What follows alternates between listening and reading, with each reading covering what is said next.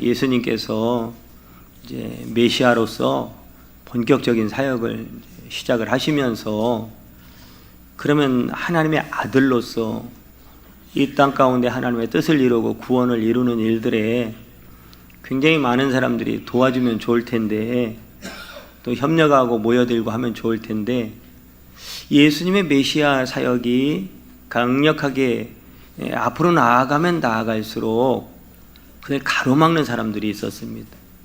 자꾸 어떤 부류의 사람들과 충돌이 생겨요. 그게 바로 서기관들과 바리새인들이었습니다. 예수님 메시아 사역이 날이 더하면 더할수록 예수님과 서기관들과 바리새인들의 관계는 굉장히 심한 갈등 관계로 접어들어요. 골은 더 깊어지죠. 그 핵심적인 문제가 뭐냐면 안식일 문제예요. 안식일 문제. 이 안식일에 서기관들과 바리새인들은 절대 일하면 안 된다. 그게 그들의 주장이었고, 예수님의 말씀은 뭐냐면 하나님의 이 영광을 위한 것이고 또 하나님이 기뻐하는 일들, 하나님의 날이니까 하나님이 원하시는 일들을 하면서 누리며 살면 되는 거야 라고 말씀을 하시는 거예요. 그러니 안식일은 무조건 아무 일도 하면 안 된다는 서기관과 바리새인들의 주장과 예수님의 말씀은 충돌을 할 수밖에 없는 거죠. 여러분, 안식이라는 게 뭡니까? 안식이라는 자체도 아무것도 안 하고 있는 상태가 안식이 아니고 하나님이 저와 여러분들을 향하여 십자가에서 독생하신 그 아들 하나밖에 없는 거룩하신 죄 없으신 예수님을 우리에게 내어주시면서까지 죽이시면서까지 우리에게 주신 진리를 통한 자유함, 이 자유함과 평안을 누리는 것이 진정한 안식인 줄 믿으시길 바랍니다. 오해하는 거예요. 오해. 여러분, 저도 어렸을 때 교회 다닐 때 저희 목사님이 어떤 부분에 그랬어요. 아니, 그리고 또 그게 보편적인 가르침이었어요. 주일날 끝나고 우리 학생들, 청년들끼리 축구하러 간다고 하면, 주일날 무슨 공을 차냐. 끝나고 모임을 하면서 짜장 먹으라고, 주일날 너희들이 그 음식점을 가서 먹어주면 너희도 안 되지만 그 사람들도 안식을 범하는 것이 되는데, 먹는 거, 하는 거 굉장히 많은 장애 요소가 되었어요. 그게 하나의 규정이 되었고, 오늘 6장 1절에 보면 이렇게 시작을 해요. 안식일에 예수께서 밀밭 사이로 지나가실세. 이런 긴장감, 이 갈등 구조가 더 강하게 나타나는 그 와중에 지금 예수님이 안식일에 밀밭 사이로 가시는데 제자들이 밀밭 사이를 다니면서 밀을 따가지고, 이삭을 따가지고 손으로 막 비벼서 불어가지고 이 알맹이를 먹은 거예요. 왜 먹었을까요? 배고프니까요. 식욕이 정상적인 거 아니겠습니까? 배고파서 먹겠죠. 그런데도 불구하고 바리새인들이나 서기관들의 이야기는 뭐냐면, 배고프든 뭐든 안식일에는 밀 이삭을 따서 비벼서 입에 넣어 일한 거야. 안 돼. 이 말씀이 서로 간에 지금 이 규정이 충돌하는, 그 사람들의 입장에 큰일 나. 저도 목회를 해오면서 저는 좋은 의도로 하나님의 뜻으로 이렇게 좀 도움이 될까 해서 얘기를 하고 대화를 하는 중에 사람이 또 이런 얘기 저런 얘기 할 수도 있잖아요. 그런데 또 상대편에서는 막 큰일 날 것 같이 막 눈이 막 그냥 똥그라져가지고 가지고 표정이 막 이상해져가지고 막 레이저가 나오면서 마치 막 큰일 난 것처럼 이렇게 반응하면 제가 막 무서울 때가 있어요. 지금은 아니고요. 옛날에 그랬다 이 말이에요. 옆에 계신 분에 인사 한번 하면, 지금은 아니랍니다. 할렐루야. 지금은 아닌데, 그러면 가슴이 철렁해요. 철렁해. 여러분, 어느 상황 속에서도 주님이 우리에게 원하시는 것은 부드러운 마음, 부드러운 사람 되는 거예요. 오늘 성령 강림 주일인데 성령의 사람은요 늘 부드러워요. 왜 그럴까요? 내 안에 예수께서 계시니까 그렇죠. 내 안에 부드러운 성령께서 보혜사 나를 언제나 인정해 주시고 용납해 주시고 받아주시고 나를 변호해 주시는, 언제나 내 편 되어 주시는 성령이 계시니까요. 그러니까 부드러울 수밖에 없는 거잖아요. 그런데 이렇게 까칠하고 막 톡톡 쏘고 이런 건 성령의 역사는 아닙니다. 그런 모습들이 변화해 가야 되겠죠. 그런 갈등이 점점 심해져가는 와중에 오늘 말씀이 등장을 하는 거예요. 그 6절 말씀에 보면 또 다른 안식일에, 그러니까 계속 안식일 문제를 이야기한다 그 말이에요. 그게 안식일 문제는 지금 서로 간의 충돌의 갈등에 골이 깊어지고 있다. 점점 정점을 향해 치닫고 있다. 요걸 지금 암시하고 있는 게 또 다른 안식일에 이런 말씀의 시작입니다. 자, 예수님께서 이제 또 다른 안식일에 회당에 들어가서 가르치시는데 거기에 한 사람이 눈에 띈 거예요. 오른 손 마른 사람이 있다라고 말씀을 하는 거예요. 자, 왜 굳이 손 마른 사람이라고 하지 뭐 왼쪽이냐 오른쪽이냐를 말씀을 하시겠어요? 그거는 그 사람의 입장에서는 인생을 살아갈 때 굉장히 더 치명적인 인생의 고통의 문제라고 하는 것을 오늘 말씀을 통해서 오른손 말았다라고 말씀을 하는 거예요. 손이 말랐기 때문에 일을 할 수가 없죠. 손이 굳어 있는 걸 말하는 거예요. 이 손으로 할 수 있는 게 없는 거예요. 일을 할 수 없으니까 자연적으로 경제가 어렵겠죠. 부자일까요? 가난할까요? 유추해 보건대 가난한 사람이었겠죠. 자, 이런 상황 가운데 만약에 우리 교회에 진짜 볼품없고 진짜 어눌하고 진짜 없을 것 같고 진짜 거렁뱅이와 같은 사람이 왔다면 그 사람을 보는 눈빛과 아니면 정말로 누가 보기에도 굉장히 대단한 흠모할 만한 모습을 가지고 이 교회에 찾아온다라고 하면 이건 누가 그렇다 아니다를 떠나서 그냥 사람은 자동적으로 반응을 그렇게 하게 돼 있어요. 그러니까 이 사람이 회당에 갔을 때 많은 사람들이 이 사람을 결코 환영하지 않았을 것이다 라고 하는 것은 우리가 그냥 유추해 보건대 당연한 이 사람이 처한 상황이었을 것이다 라고 하는 것을 알 수가 있죠. 오른손 말랐다라고 하는 이 표현 속에는 그 사람의 단순히 그냥 오른손 말랐다라고 하는 걸 말하고자 하는 것이 아니라 그 인생이 그렇다면 얼마나 큰 슬픔과 고통과 절망과 낙심 가운데, 괴로움 가운데, 그 열등감 가운데 살아가고 있을까를 정확히 표현해 주고 있는 말씀인 거예요. 그런데 7절에 보면요, 이제 서기관과 바리새인들은 예수님을 아주 적대적으로 바라보면서 저 예수를 어떻게 할까 지금 그러고 있다고요. 그게 병을 고치시는가 엿보니 그렇게 돼 있잖아요. 그러니까 지금 예수님을 어떻게 살아도 고발할 증거물을 찾기 위해서 혈안이 되어 있는 그런 상황인 거죠. 그런데 그런 상황에서 걸려들기만 해라, 한 가지만 걸려라 이러고 있는데 마침 예수님이 가리키는 그 회당에 오른손 마른 장애를 가진 불쌍한 사람이 있으니 됐다. 서기관과 바리새인들이 생각할 땐 지금까지 예수님이 하고 있는 일을 보면, 반응을 보면 반드시 저 손 마른 장애를 가진 불쌍한 사람은 그냥 지나치지 않을 거야. 오늘 안식일이지만 반드시 뭔가 일을 벌릴 거야. 뭐 고쳐줄 거야. 한번 보자. 이런 식으로 지금 바라보고 있다고요.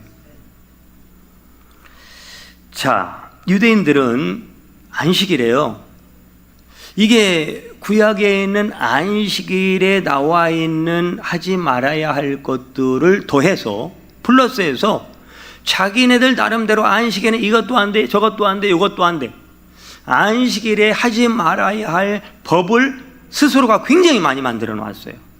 그래가지고 안식일에 환자, 병자를 고치는 것은 안 되는 것은 당연한 것이고, 또 한 가지는 만약에 이제 요즘에는 뭐 어른들이나 환자가 장기적으로 아프면 요양병원에 가시든가 요양원에 이렇게 모시잖아요. 근데 그전에는 안 그랬어요. 20, 30년 전만 해도 거의 다 집에서 누군가는 가족 중에 간호를 했다고요. 그런데 이제 간호하고 있는 중에 안식일이 됐어요. 그러면 그 안식일이 지나는 동안에는 그냥 그 병세가 그대로 유지가 되도록 유지를 시켜야지, 옆에서 병간호를 뭐 좀 더 잘해가지고 아니면 무슨 일이 벌어나서 그 환자가 안식일에 벌떡 고침을 받고 일어나가지고 밖으로 나왔다? 이것도 그 사람들이 생각할 때는 자기들 입장에서는 큰 죄를 지었구나, 이 죄책감에 시달릴 수밖에 없는. 왜? 병자가 고침받아 일어났다? 이거는 간호하는 사람의 역할, 뭔가 일을 했다라고 하는 인식이 있었기 때문에 그것도 안 된다. 이게 유대인들의 안식일법입니다. 스스로가 만들어 놓은 거예요. 그러니까 얼마나 이 하나님의 말씀, 안식일에 대한 이 절기에 대한 오해를 그들이 하고 있었는가를 알 수 있는 거죠. 그러니까 이 오른손 마른 사람이 회당에 있어도 오늘은 안식일이기 때문에 병 고치면 안 된다, 절대 안 되는데 오늘 예수님 한번 보자, 이런 거죠. 그러니까 그런 눈으로 예수님의 일거수일투족을 바라보고 있는 바리새인과 서기관들의 눈빛을 한번 생각해 보세요. 눈빛이 그냥 부드러운 사랑하고 인자한 눈빛이겠어요? 아니면 뱀처럼 독이 올랐겠어요? 그냥 알아서 하세요. 옆에 계신 분은 눈 좀 한번 보세요. 참 부드러우십니다. 이렇게 한번, 보고 있으면 뻘쭘하잖아요. 그런 때는 참 부드러우십니다, 이렇게 해주면 얼마나 좋겠어요. 독이 막 바짝 오른 아주 냉기가 나오는 싸늘한 눈빛으로 지금 막 보고 있는 거예요. 그러니 여러분, 아무리 예수님이라도 무섭겠어요? 무섭겠어요? 무섭죠. 여러분, 근데 우리가 한번 반대로 생각을 해보자. 여기서 오른손 마른 사람의 입장에서 한번 생각을 해보자, 이 말이에요. 이 사람은 정말로 인생 자체가 불쌍하고 안타까운 사람입니다. 이 사람의 나이는 소개되지 않아요. 그러면 이제 이 사람이 젊은 사람이라면, 결혼을 안 한 사람이라면, 여기서 내 인생이 이렇게 끝나는 건가? 수많은 친구들이, 옆에 있는 사람들이 결혼식으로 올리고 배우자를 만나서 가정을 이루고 행복의 미소를 띠며 자녀를 낳고 살아가는 그 행복이 보일 텐데, 그 멋지고 아름다운 모습들이 보일 텐데, 이 청년의 입장에서는 얼마나 자기의 인생이 참 이렇게 안쓰럽고 기구하고 깊은 좌절에 빠져 있을 것이고, 만약에 결혼을 했다면 여러분, 이건 더 큰 절망인 거예요. 돌봐야 될 가족이 있고 먹여 살려야 될 가족이 있는데 내 모습 이 모양이 이 꼴이니 돈을 벌 수가 있나? 경제적인 도움을 줄 수 있나? 뭐 사람 노릇 하나 제대로 할 수 있나? 가장 노릇 제대로 할 수 있나? 이게 얼마나 참 슬프고 안타깝고 아픈 현실이냐, 이 말이에요. 더군다나 치명적인 것은요, 유대 사회에서 장애가 있다고 하는 것은 하나님의 저주를 받아서 그렇다라고 하는 인식이 있다고요. 그러니까 이게 계속해서 그런 사람은 살아가면서 보는 자체가 뭐예요? 손가락질 당하는 거. 아이고 참, 볼 때마다 그럴 거 아니에요. 그 눈빛과 그 조롱과 그 혀를 차는 것과 이게 얼마나 괴로운 일이냐고. 한두 번도 아니고. 그것이 얼마나 극심한 모멸감이고 견딜 수 없는 아픔이겠습니까? 또한 장애가 있는 사람들은 여러분, 예배를 여러분 드리고 싶으면 언제든지 비전교회 오세요. 네, 언제든지 오세요. 저는 그냥 제가 와서 이 비밀번호 설정해 놓은 이후로는 한 번도 바뀐 적이 없어요.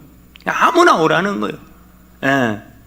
시험 들고 또 여러 가지 상황에 의해서 뭐 가정 사이에서 개인 사이에서 어떻게 뭐 이렇게 다른 데로 갔던 분들도 언제나 오고 싶으면 오고, 새벽에도 와서 기도하고 싶으면 기도하고, 저녁에도 뭐 와서 기도하고 싶으면 기도하고. 우리 교회는 아니라도 목사님 제가 요 근처 사는데 저녁에 와서 기도하고 싶은데 문 좀 열어줄 수 있어요? 아이, 할렐루야. 번호 그냥 알려줍니다. 언제든지 옵니다. 이것이 여러분 복인 줄 믿으시길 바랍니다. 그런데 이 당시 장애를 가지면 예배를 드리고 싶어서 성전에 들어가고 싶은데도 못 들어갔다고요. 이 사람들은, 이방인들은 성전에 못 들어오거든요. 이방인들은 그 성전 중에서 저 밖에 문 밖에 거기서 그냥 멀찍이 이렇게 예배를 구경할 수밖에 없는 그런 상황이야. 그래서 사도행전 3장에 보면 무슨 얘기가 나오는 거예요? 안진뱅이가, 걸을 수 없는 사람이 성전 네 문 들어오진 못하고 문 밖에서 구걸하는 그 내용이 그래서 나오는 거예요. 안으로 들어올 수가 없는 거예요. 그러면 여러분, 우리가 좀 먹고 살만하고 건강 때문에 크게 신경 안 써서 그래도 약은 먹지만, 여러분 생활하는데 지장이 없다라고 하는 사람들은 아, 그래 뭐 이 장애 손 마른 사람은 나하고는 상관이 없네, 이렇게 생각하면 오늘 말씀이 나와 무슨 상관이 있겠습니까마는. 그러나 조금 내용은 다르지만, 처지는 다르지만, 나도 이 모양 저 모양으로 이 손말은 정말로 기구한, 슬프고 아프고 고통스러운 인생을 살아가는 그 사람들과 나도 다를 바 없어 라고 생각되면, 오늘 말씀은 저와 여러분들에게 큰 위로가 되고 희망이 되고 소망이 될 줄 믿으시길 바랍니다. 그런데 그날 그 회당에 주님이 찾아오신 거예요. 주님이, 그런 상황 가운데 주님이 찾아오신 거예요. 이 사람은 예수님께서 가는 곳마다 지금 무슨 일이 벌어지는지에 대한 소문을 다 듣고 있거든요. 알고 있는 사람이거든요.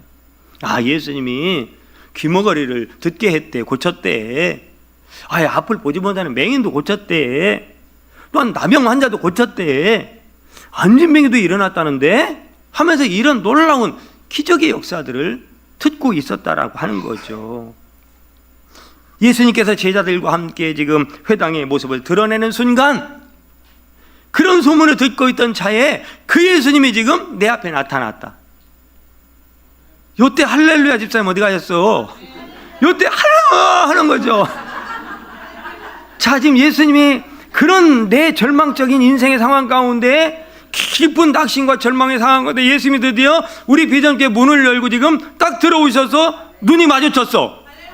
할렐루야, 아멘. 그때는 막 뭐예요? 진짜 내가 이 사람이라면 그 정도 할렐루야가 아닌 거예요. 눈치 보면서 할렐루야 이게 아니라고요. 지금 한번 지금 들어오셨어요. 눈이 마주쳤어요. 한번 해봅시다. 할렐루야. 이런 사람에게 은혜가 임하는 거예요. 이 사람이 주인공 되는 거예요. 오늘 제목이 뭐라고요? 내가 주인공이라는데 아직도 이 말씀이 무슨 얘기인지 모르는 거예요. 여러분, 내가 교만해서 주인공 되라는 얘기가 아니에요. 이거는 하나님은 오늘도 기적을 베풀고 계시고, 오늘도 치료하고 계시고, 오늘도 우리의 삶을 회복시키고 계시고, 우리에게 길을 만드시는데 네가 주인공 되라는 거예요. 살아계신 하나님이 지금도 일하시는데 왜 너는 남 얘기하듯이 하고 있고, 너는 왜 언제나 오늘 말씀은 무리들이 나오고요. 무리들. 그 얘기는 이따 할 것이고요. 저분이 나에게 자비를 베푸신다면 오늘 나는 이 고통에서, 이 지긋지긋한 고통에서 벗어날 수 있을 텐데, 그런 마음으로 예수님을 간절히 지금 사모하는 마음으로 고개를 들어서 바라보고 있을 거 아니겠느냐 이 말이죠. 그러나 이 사람의 그 간절한 기대는 금세 장애물의 벽에 부딪히고 말았습니다. 왜냐하면 거기에 예수님만 있는 게 아니었기 때문에. 서기관과 바리새인들이 앉아서 예수님을 지금 살기등등한 눈빛으로 지금 쫙 바라보고 있는데, 그것도 알고 있었다고요. 이 손 마른 사람은요. 두 가지를 보는 거예요. 예수님께서 자신을 어떻게 대할까에 대한 기대감, 궁금증, 그리고 그 예수님의 반응에 그 서기관들과 바리새인들이 그 다음에 어떤 행동을 벌일까에 대한 두려움, 걱정. 이 사이에서 지금 어쩔 줄 모르고 지금 있는 거예요. 그런데 여러분, 예수님은 어떤 분입니까? 미워하고 가로막고 또한 우겨싸고 그런 장애물이 장벽이 있다고 저와 여러분들을 향한 사랑 베푸시는 것을 멈추실 분이 결코 아니라는 거예요. 우리에게 주고자 하는 그 은혜를 누구 때문에 어떤 방해가 있다고 장애물이 있다고 멈출 분이 아니라니까요. 그분도 오늘은 작정하시면 고치시고 은혜를 주시고 우리 인생을 바꾸시고 길을 열어주시는 분이라고요. 주님께서는 택한 백성에는 반드시 사랑하시고 반드시 구원하시는 주님이신 줄 확실히 믿으시기를 바랍니다.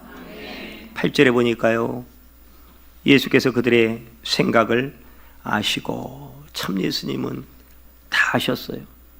그들의 생각을 아셨어요. 고발할 증거를 찾기 위해 눈을 부릅뜨고 있는 서기관과 바리새인들의 생각을 다 알고 계셨어요. 저 여러분들의 마음에 품고 있는 그 생각, 그 마음 씀씀이 우리 주님은 사람은 모를지라도요, 저는 몰라줄지라도 좋은 것도 안 좋은 것도 잘하는 것도 잘못하는 것도 우리 주님은 다 알고 계신 줄 믿으시길 바랍니다. 그런데요, 예수님은 그들의 생각만 알고 계신 게 아니었다고. 간절하게 자기 병을 고쳐주시기를 바라는 오른손 마른 사람의 그 간절한 소망도 알고 계신 줄 믿으시길 바랍니다. 내 사랑하는 아들아, 내 사랑하는 딸아, 내가 네 마음을 다 알고 있어. 네 생각을 다 알고 있어. 네 소원을 다 알고 있어. 두려워하지 말고 염려하지 말고 걱정하지 마. 내가 반드시 너에게 자비를 베풀어서 은혜를 베풀어서 네가 바라고 원하는 대로 오늘 반드시 너를 치료해 줄게, 해결해 줄게, 응답해 줄게. 할렐루야. 이분이 바로 주님이시라고요. 예수님은 조금도 망설이지 않으시고요, 일어나 이리 와서 한가운데 서보라고 손 마른 사람을 불렀습니다. 아주 도전적인 거예요. 일어나 한가운데 서라는 것은 여러분 단순히 동작을 말하는 게 아닙니다. 엄청난 메시지를 품고 있는 거예요. 그 가운데와 서라는 말은 첫째로, 일어나서 이 가운데와 서봐, 이 말은 첫째로요, 쪼그리고 살지 마, 이런 뜻이에요. 움츠리고 살지 마. 여러분 자녀들이 움츠리고 쪼그리고 숨어서 무서워서 벌벌 떨며 안절부절 못하며 깊은 절망과 슬픔 가운데 살고 있다고 생각해 보세요. 얼마나 마음이 아프겠어요. 얼마나. 절망한 그의 인생 가운데 주시는 격려와 강력한 응원의 말씀인 거예요. 쪼그리고 앉아있다고 하는 것은 삶에 지쳐서 힘이 빠진 상태를 말하는 거예요. 거의 할 수 있는 것이 없는 번아웃 상태. 그러고 있지 말고, 더 이상 그러고 있지 말고 일어나야 앞으로 전진할 수 있고 달려갈 수 있으니 일어나. 언제까지 그렇게 살 거야? 언제까지 그 생각, 그 열등감, 그 상처 속에서 살 거야? 이제는 좀 일어나야 갈 거 아니야? 일어나야 새로운 삶을 향해 나갈 거 아니야? 일어나. 그 말씀인 거예요. 오늘 이 시간 우리 대구비전교회 모든 성도들이 어떤 상황인지 모르지만 한 분도 빠짐없이 다 일어나게 되기를 축복합니다. 일어나셔야 돼. 이제 일어나셔야. 할렐루야. 우리 박수합시다. 하나님 앞에. 예. 그러고 이제 나아가는 거예요. 달려가는 거예요. 책임은 우리가 질 필요가 없어요. 일어나 가운데로 오라고 하신 그분이 책임질 줄 믿습니다. 실수 두려워하지 말고요. 그 다음에 한가운데 서라고 하는 것은 내 인생 저 구석에 두고 살지 말라, 그런 말이에요. 그 얘기는 주인공으로 달라는 얘기예요. 주인공으로. 너는 내 사랑하는 자녀인데 저 구석에서 숨죽이고 낙심한 채로 울고 있지 말고 한가운데 서서 주인공처럼 나와서 살아라, 그 말이에요. 네가 주인공이라는 거예요. 네가 주인공인데 왜 거기 있어? 나는 너를 이 세상에 보낼 때 한가운데서 너를 멋있게 하나님의 아들, 딸로, 자녀로 우뚝 세워주기를 원해서 너를 이 땅에 보낸 거야. 이게 우리를 향한 하나님의 계획이라고. 그래서 보낸 거라고요. 저 무대가 너의 무대야. 저렇게 멋지게 차려진 그 무대가 내가 서야 할 무대야. 지금 펼쳐진 이 인생의 무대는 너의 것이야. 그 말씀인 거예요. 당당하게 그 무대 한복판에 올라서라는 거예요. 여러분은 하나님의 사랑하는 자녀들입니다. 저와 여러분들은 사랑하는 목숨과도 바꾸지 않을 하나님의 사랑하는 자녀들이라고요. 충분히 그것만으로도 여러분은 당당하게 살아갈 자격이 있는 거예요. 그것만으로도 여러분은 충분히 멋지게 살아야 될 사명이에요. 특권도 있는 거예요. 하나님의 자녀 되었다는 그 자체만으로도. 이 땅에 태어나서 여러분 2번 삽니까? 단 한 번 살아요. 단 한 번 살고 지금도 그 시간은 지나가고 있어요. 그 단 한 번 사는 짧은 인생을 왜 열등감에 사로잡히고 상처에 사로잡히고 손가락질 당하면서 의식하면서 열등감에 빠져 쪼그리고 앉아 울고 있다가 끝내서는 안 되는 거잖아요. 하나님 앞에서도 안 되는 거잖아요. 이제는 가슴을 활짝 펴고, 이제는 가슴을 좀 당당하게 활짝 펴고, 나는 하나님의 아들이, 하나님의 딸이다, 하나님의 자녀다, 이렇게 생각하면서 일어서서 인생의 무대 한가운데 서야 할 줄 믿으시기를 바랍니다. 그것이 하나님께서 우리에게 원하시는 진정한 삶의 모습인 거예요. 오늘 예수님이 일어나서 한가운데 서라고 할 때 입장을 바꿔놓은 생각, 이 사람은 고민했을 거 아닙니까? 지금 일어나야 할까? 말아야 할까? 서야 할까? 말아야 할까? 왜요? 또 한 부류가 있었다니까요. 지금 그 갈등 구조 속에 있다니까. 결코 쉬운 상황은 아니었다라는 거예요. 그런데 오늘 이 손 마른 사람은 예수님이 나에게 하시는 말씀에 용기를 내서 그 자리에서 일어나 한가운데 선 줄 믿으시기를 바랍니다. 하나님의 말씀의 역사에는요, 순종하는 용기가 있어야 합니다. 순종하는 용기가 필요한 거예요. 예수님의 말씀을 따르기로 하고 용기를 내서 그는 일어섰습니다. 사랑하는 여러분, 하나님의 역사는 말씀에 순종하는 데서부터 시작되고 그 순종에는 작은 용기가 필요합니다. 오늘 그 용기를 한번 내봅시다. 이제는 용기를 내야 될 때예요. 그 다음에 참 특이한 표현이 하나 나와요. 그 말씀 드리고 마칠게요. 10절에 보면요, 같이 한번 읽어볼까요? 시작. 모리를 둘러보시고 그 사람에게 이르시되 내 손을 내밀라 하시니 그가 그리하매 그 손이 회복된지라. 자, 내 손을 내밀라 그가 그리하매. 지금 상황은 손이 굳이 움직일 수 없는 상황이잖아요. 근데 손을 내밀라는 거예요. 아니, 그냥 고쳐주시지. 그런데 여러분, 지금 예수님이 손을 내밀라 할 때 이 손 마른 사람 입장에서는 이거 내밀 수 없는데, 안 움직이는데 왜 이거 내밀라고 하지? 계산하고 생각하고 따지지 않고 그냥 손 내밀으라니까 그냥 내밀은 거예요. 계산이 중간에 개입되지 않은 거예요. 믿음의 역사는 계산과 전혀 상관이 없어요. 계산하는 순간 믿음의 역사에서 떨어지게 돼 있어요.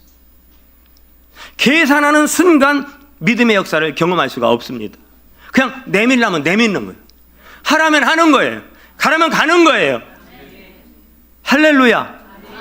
이게 믿음의 역사인 거예요.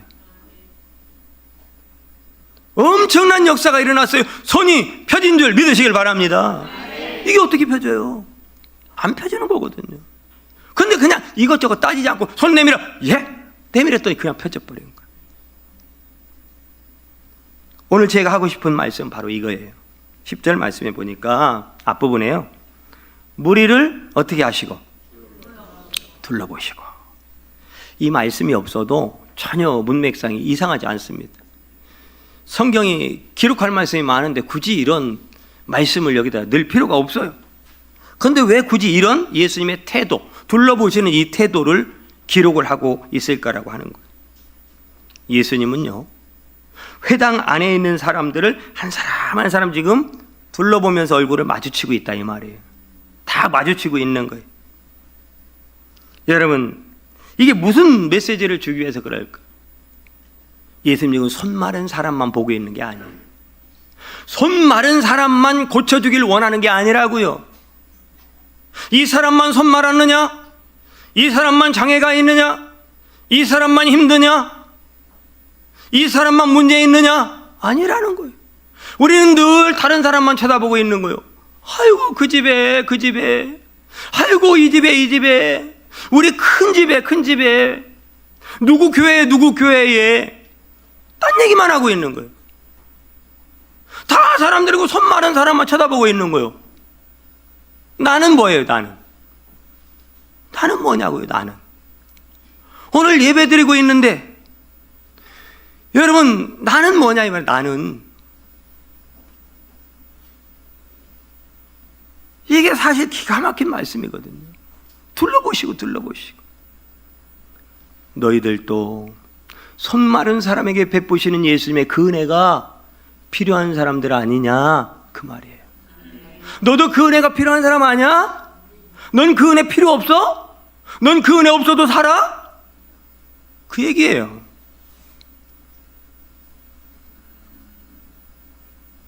그 다음 주인공은, 손 마른 사람은 내가 고칠 건데 그 다음에 주인공은 너야, 그 말씀이에요. 그 다음에 주인공은 네가 됐으면 좋겠어. 그 다음에 기적의 주인공은 바로 네가 됐으면 좋겠다니까.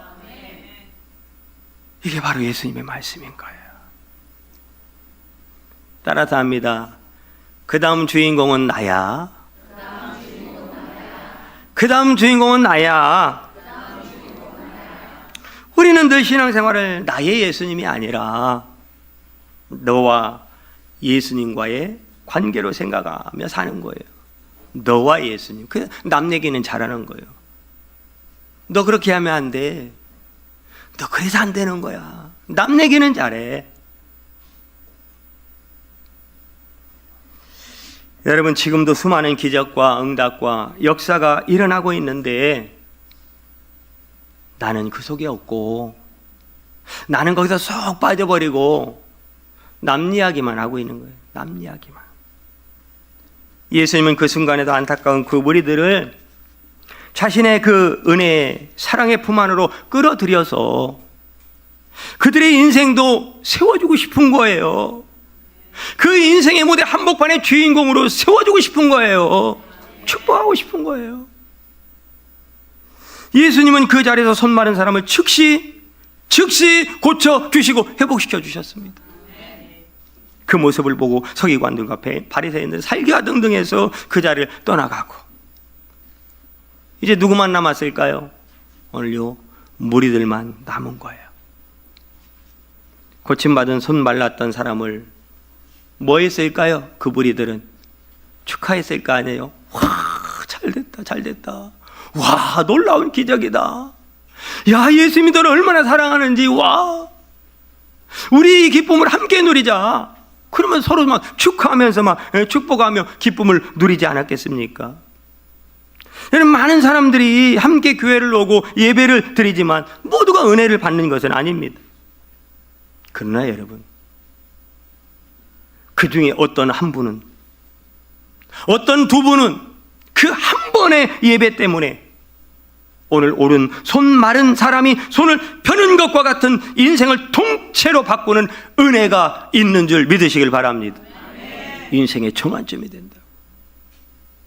예수님은 모든 예배에 우리의 모든 삶을 둘러보고 계시면서, 여러분 모두를 둘러보고 계시면서 너희 무리들처럼 구경꾼 되지 말고 너도 주인공 되라고 간절히 원하고 부르고 계신 줄 믿으시기를 바랍니다. 이 무리들은 집에 돌아가면 뭐라고 할까요? 당신 어디 갔다 와요? 회당에 갔었지. 비전교회 갔었지. 회당에서 오늘 무슨 일 없었어요? 있었지. 야, 예수님이 오셨는데 그 사람 말이야. 누구요? 그 오른손 마른 사람 있잖아. 이 사람은 그런데 예수님이 있잖아. 그 가운데 서라고 하다니, 와, 그 손 마른 걸 고쳐주셨다니까. 와, 그 다음은요? 그 다음 뭐 그랬다니까. 당신은 뭐예요, 그럼? 남 이야기만 하는 거야, 남 이야기만. 여러분, 남 이야기 그만하시고 이제 내가 주인공 돼야 되는 거예요. 그 믿음의 사람의 주인공이 돼야 되는 거예요. 하나님의 세계, 영적 세계를 보는 자가 돼야 되는 거예요. 오늘도 역사하시고 기적을 베푸신 예수님은 지금도 실망하고 낙심하고 앉아있는 성도들에게 일어나라고 말씀하시고 계시고, 또 어떤 경우에는 어떤 사람은 그 오래전에 학창시절에 뜨겁게 받았던 은혜, 그리고 어느 땐가 막 자기의 모든 것을 들여서 헌신했던 그 은혜, 근데 어떤 사정인지 모르지만 시간이 흐르면서 낙심하고 절망하고 상처받고 그냥 꽉 누르고 살고 있는, 그런 무의미하게 살고 있는 사람들에게도 일어나 그 첫사랑을 회복해야지.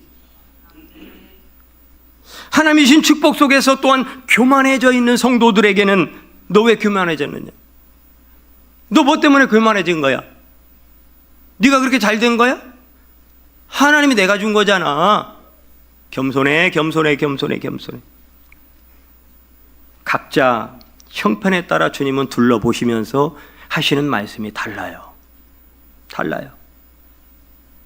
지금 우리의 이 상황을 이제는 한동안은 이게 먹혀 들어갔어요. 코로나 때문이라고.